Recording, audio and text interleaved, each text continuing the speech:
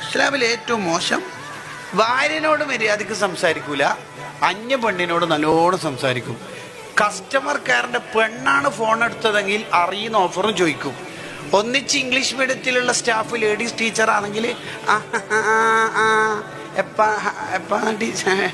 Husband ഇങ്ങനെ ചോദിച്ചോണ്ടിരിക്കുവേ.